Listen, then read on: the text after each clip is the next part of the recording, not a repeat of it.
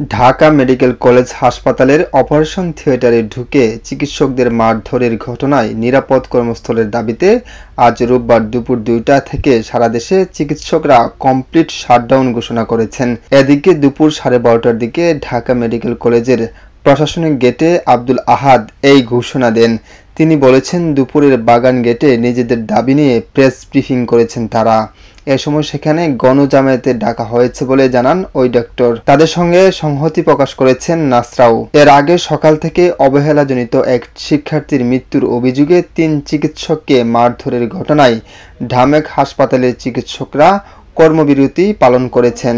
হাসপাতালের জরুরি বিভাগ ও বহির্বিভাগ সহ সব ওয়ার্ডের চিকিৎসা সেবা বন্ধ রয়েছে। এতে হাসপাতালে চিকিৎসা নিতে আসা শত শত রোগী দুর্ভোগে পড়েছে। এদিকে সকালে চিকিৎসকরা কাজে যোগ দিলেও বেলা বাড়ার সাথে সাথে হাসপাতাল থেকে বেরিয়ে যান তারা।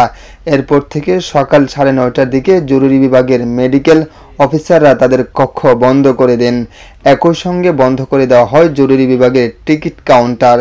এরপর থেকেই হাসপাতালের সামনে রোগীদের ভিড় বেড়ে যায়। ঢাকা মেডিকেল কলেজ হাসপাতালের পুলিশ ক্যাম্পের ইনচার্জ পরিদর্শক মোহাম্মদ বাচ্চু মিয়া জানান, আজ সকাল 8টার পর থেকে জরুরি বিভাগ সহ সব বিভাগের চিকিৎসকরা কর্মবিরতিতে সমর্থন জানিয়েছে। এতে জরুরি বিভাগে আসা রোগীরা দুর্ভোগে পড়েছে। বাংলাদেশ ইউনিভার্সিটি অব বিজনেস টেকনোলজির আহসানুল হক দীপ্ত নামের এক শিক্ষার্থীর অবহেলাজনিত মৃত্যুর অভিযোগে ঢাকা মেডিকেল কলেজ হাসপাতালের অপারেশন থিয়েটারে ঢুকে চিকিৎসকদের মারধরের ঘটনা ঘটে।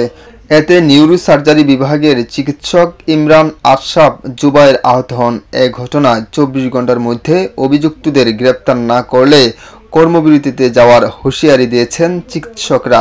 এছাড়া গতকাল রাতে খিলগাঁও সিপাহীবাগ এলাকা থেকে 2 গ্রুপের সংঘর্ষে আহতরা ঢাকা মেডিকেলে চিকিৎসা নিতে আসলে পরবর্তীতে অন্য গ্রুপের লোকরা দেশীয় অস্ত্রসহ হাসপাতালের জরুরি বিভাগে ঢুকে যায়।